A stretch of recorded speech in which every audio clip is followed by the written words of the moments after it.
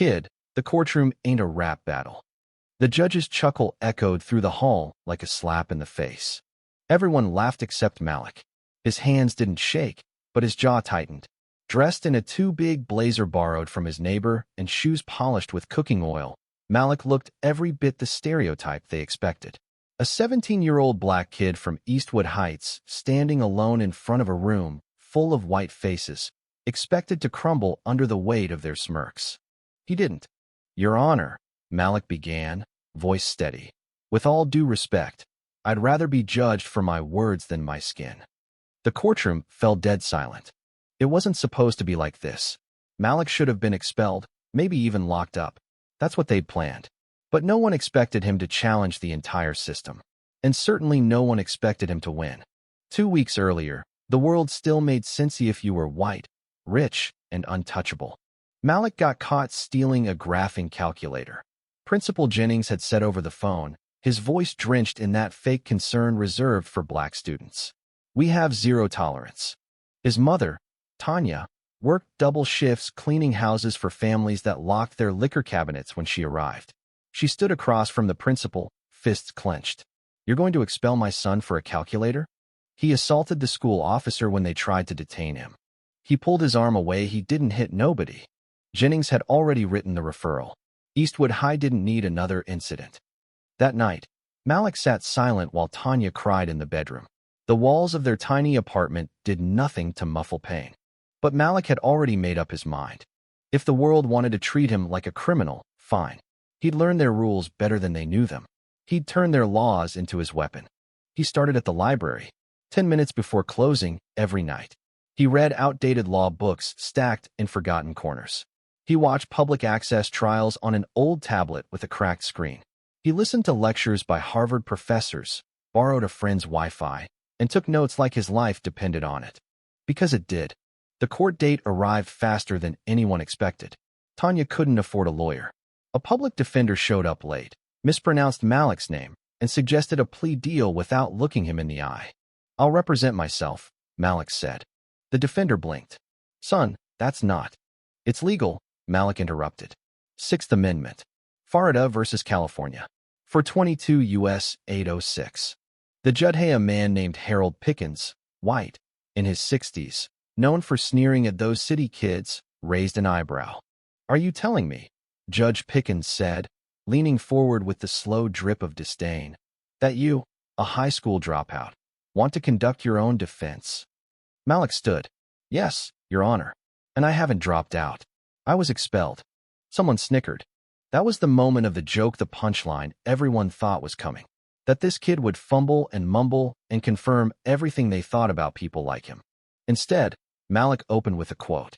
"Justice is the constant and perpetual will to allot every man his due," he said, eyes locked on the bench. "That's from Justinian's Institutes. I figure if we're going to pretend this is justice, we ought to start with the truth." For the first 30 minutes, Judge Pickens barely listened. He shuffled papers, scowled, muttered under his breath. But then Malik started breaking down the timeline. Security footage, lack of Miranda rights, use of force by the school officer, procedural violations, every point backed by precedent, every objection sharp, calm, surgical. The prosecutor, young, nervous, fresh out of law school, started sweating. Malik quoted Terry versus Ohio, Galt, even Gideon. He referenced local statutes by number, corrected the DA on a misquoted regulation, and exposed a chain of custody error in the evidence report. By the time he questioned the school officer on the stand, even the court reporter stopped typing just to watch. "Officer Reynolds, did you inform me that I was being detained?" "No. Well, I told you not to leave." "So you ordered me not to leave, but didn't clarify if I was under arrest or free to go?" "That's yeah, I guess." Malik turned to the judge. "Your Honor, I move to suppress the evidence obtained during an illegal detention under the Fourth Amendment." Pickens' mouth opened slightly. He blinked, then blinked again. Motion granted. And like that, the heart of the school's case collapsed. But Malik didn't stop. He called witnesses, submitted documents he'd subpoenaed himself. When the prosecutor tried to object, Malik flipped through his folder and cited Michigan versus Mosley. "Objection sustained," the judge said slowly, almost mechanically. The courtroom buzzed with disbelief. By the end of the second day, the joke wasn't funny anymore. Pickens leaned forward now, watching Malik with a mixture of curiosity and unease. The prosecutor avoided eye contact, and the jury, half white, half black, sat straighter. Listened harder. Malik's closing statement didn't beg. It didn't apologize. It wasn't even angry. It was clear. "I'm not here to be your exception," he said. "I'm here to prove that the system isn't broken, it was built this way. But even a system like that has to follow its own rules." He paused. "You taught me that." The silence afterward was thick, not heavy-charged, like the moment before lightning strikes. The judge adjusted his robe. His voice, when it came, was quieter. "This court finds the defendant not guilty on all charges." Tanya gasped. Someone clapped before being hushed. Malik didn't smile. He gathered his papers, adjusted his blazer, and as he walked out of the courtroom, Judge Pickens stared after him, something broken in his smug composure. Because in that boy's voice, in the precision of every word, he hadn't heard defiance.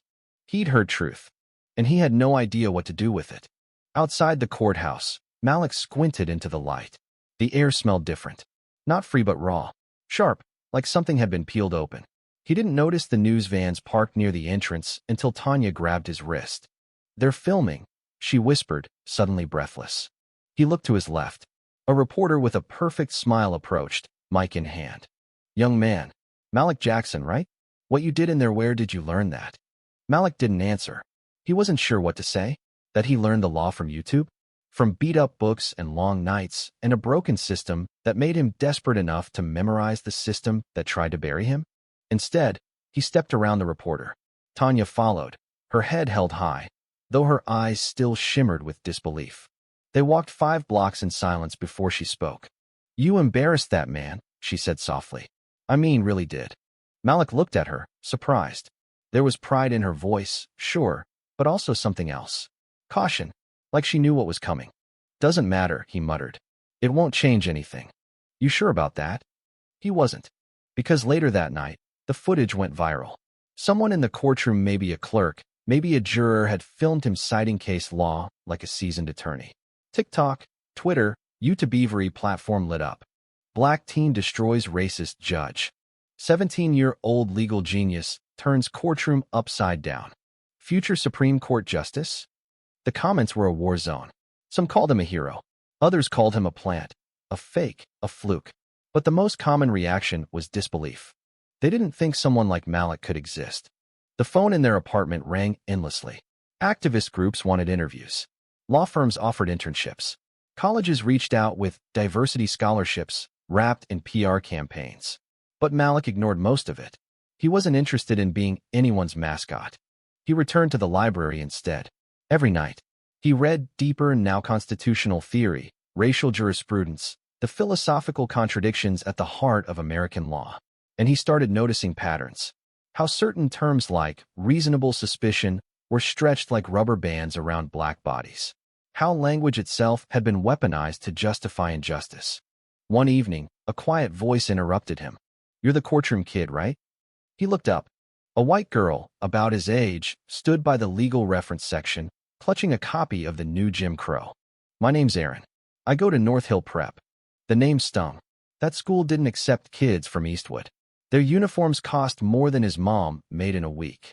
But Malik nodded politely. "You're studying law." "I want to," she said. "After I saw your case, I realized how much I don't know." He blinked. "Okay. I was wondering if," she hesitated, "if you'd maybe want to start a study group. At the library, I mean. I already asked some people. They'd come if you let it." "Why me?" "Because you're the only one who's actually used the law, not just talked about it." Malik didn't answer right away. But later that week, he found himself standing in front of 5 students, 2 black, 1 Asian, 1 white, and 1 Latina, explaining how to analyze a court opinion. It wasn't a revolution, but it was a start. Meanwhile, Judge Pickens couldn't sleep. The courtroom had always been his kingdom. He prided himself on control. But Malik had shattered that, not with attitude, but with intellect. And that frightened him. At home, he rewatched the footage. Over and over. The boy's tone. His arguments. The poise. "This isn't normal," he muttered to himself. "No kid talks like that." He began pulling files. Old cases. past suspensions. He wanted some thing that would make sense of what he'd witnessed. But the more he read, the worse he felt. Because the file on Malik Jackson told a different story than the one he'd imagined. No priors. Straight A's before the expulsion. Letters from teachers calling him gifted. And then, just below theta line from a counselor's report, highly advanced verbal reasoning. Potential for legal or academic excellence if provided access. He'd ignored it, like they all had. Days later, a complaint reached the ethics board. Not about Malik, but about Pickens. Someone from the courtroom, possibly a juror, had filed a report alleging racial bias in the judge's demeanor. Pickens was forced to respond in writing. He denied everything, of course. Claimed his comment about rap battles was misunderstood, that he treated all pro-SE defendants the same. But deep down, he knew the truth. He'd laughed because he assumed Malik was a joke. And now the joke was on him. Back in Eastwood, things changed and didn't. Malik's school record was cleared. The superintendent issued a public apology, but not before quietly offering to expedite his graduation if he avoided further disruption. He declined. He wanted to graduate with his class. On stage. With cameras. So they'd remember. In the meantime, he launched a blog rule of Malik. It started small. Just essays about due process, Fourth Amendment rights, and the way young black men were criminalized for existing. But it exploded. Students across the country began sharing their own stories, being searched for no reason, suspended for defiance, arrested for talking back. Malik compiled them, annotated them, explained the legal doctrines behind every injustice. He turned pain into curriculum. Colleges started calling again, this time from Ivy League schools. Harvard, Yale, Columbia. Full rides. Prestigious fellowships. He still hadn't chosen. Because one offer stood out above the rest. Howard University's School of Law invited him to speak. Not as a student. As a guest lecturer. He stood at the podium in a room once graced by Thurgood Marshall. He told them the truth. I didn't want to learn the law because I believed in it, he said. I learned it because I had to.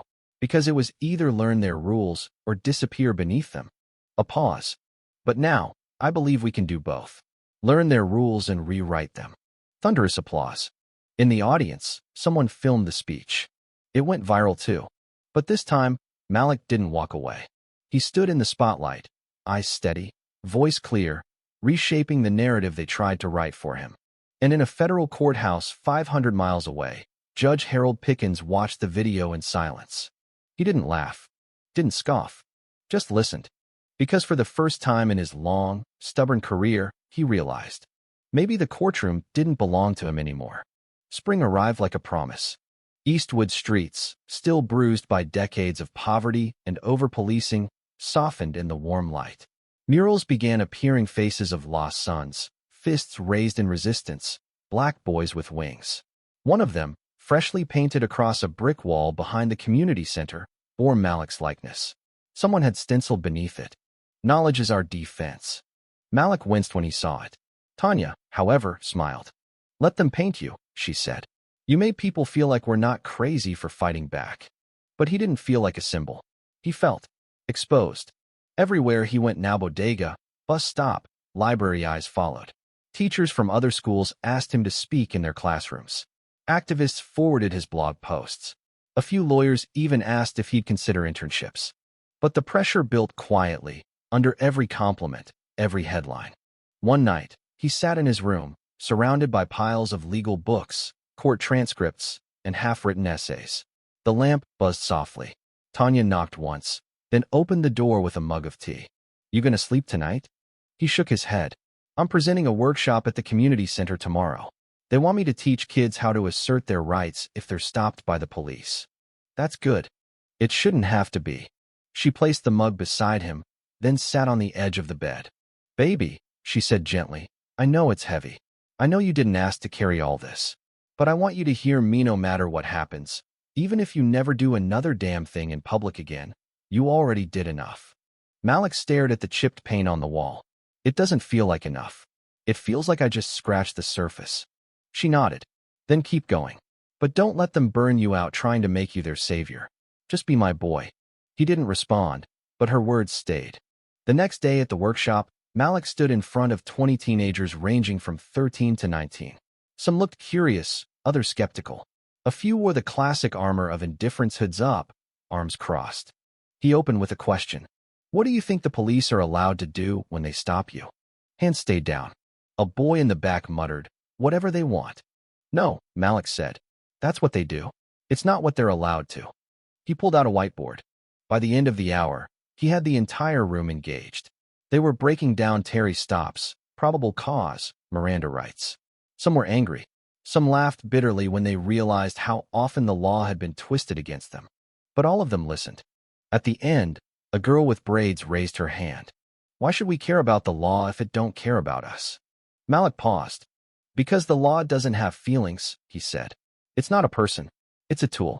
The people in power have been using it like a weapon. But if we know how it works, we can make it a shield. Her brow furrowed, but she nodded. That night, as Malik walked home under the orange haze of streetlights, he saw a familiar figure waiting on his stoop. Erin. She stood, hands in pockets, backpack slung over one shoulder. You planning to run for mayor? She asked, smiling. He grinned. Not unless the mayor gets free snacks. They sat on the steps together, silent for a while. I saw your workshop video, she said. It's getting shared around the city. Malik sighed. Everything gets shared. I can't move without someone tagging me in something. You okay? He hesitated. Some days. Others. I feel like I'm trying to fill a hole that keeps widening. She nodded. I get it. When I started learning about systemic racism, I felt like I couldn't unsee it. It was everywhere. School discipline, housing, healthcare. And I kept thinking, why didn't I know this before? Because it's designed that way, Malik said. If people like you knew sooner, you might have helped us sooner. There was no anger in his voice, only weariness. I want to help now, she said. My school's hosting a citywide debate tournament next month. They're short a team. I was wondering if you'd want to compete with me. He looked at her sideways. You want me to join North Hill Prep's debate team? They're scared of you already, she said. Might as well give them something real to fear. He laughed for the first time in days. All right, he said. Let's do it. News of Malik joining the elite private school's debate team spread fast. Predictably, some parents weren't thrilled. One anonymous complaint read, "This is a serious competition, not a charity project." Another warned, "Allowing untrained public school students into elite circuits devalues the merit of the competition." Malik read every line, then walked into the gymnasium for the first practice and asked Erin, "Where do you keep your torches and pitchforks?" Despite the tension, he trained hard. Erin was brilliant, sharp, focused, and meticulous. She taught him formal style. He taught her grit. Their arguments became seamless. The topic, resolved, civil disobedience in a democracy is morally justified. Malik nearly laughed when he heard it. Poetic, he muttered. The night of the tournament arrived. Malik wore a tailored navy blue suit donated by a local black-owned shop. Tanya cried the moment she saw him. You look like you could sue the whole damn country, she said. He smiled. Maybe just the city for now. The gym buzzed with tension. Students from the wealthiest schools lined the rows. Their folders gleamed. Their voices were crisp, trained, unshakable. Malik and Erin advanced round after round. Judges scribbled furiously, impressed by the unique blend of rhetorical force and lived truth in Malik's arguments. He cited philosophers and court decisions. He wove in real-life stories of civil disobedience not from textbooks, but from his own experience. By the final round, they were up against the reigning champions from a prestigious academy. The auditorium was packed. Erin opened with a calm, structured appeal to moral theory and democratic ideals. Malik followed with fire. I didn't learn civil disobedience from Thoreau or King, he said. I learned it when I was 17, staring down a judge who saw me as a punchline. I learned it when I walked into a courtroom without a lawyer, not to break the law but to remind it of what it claims to stand for. He stepped back. And I'm still learning. Because democracy isn't just laws. It's the people who demand they mean something. The audience sat stunned. The judges whispered. 10 minutes later, when the results were announced, Malik and Erin were declared the winners. The applause was thunderous but muted in Malik's ears.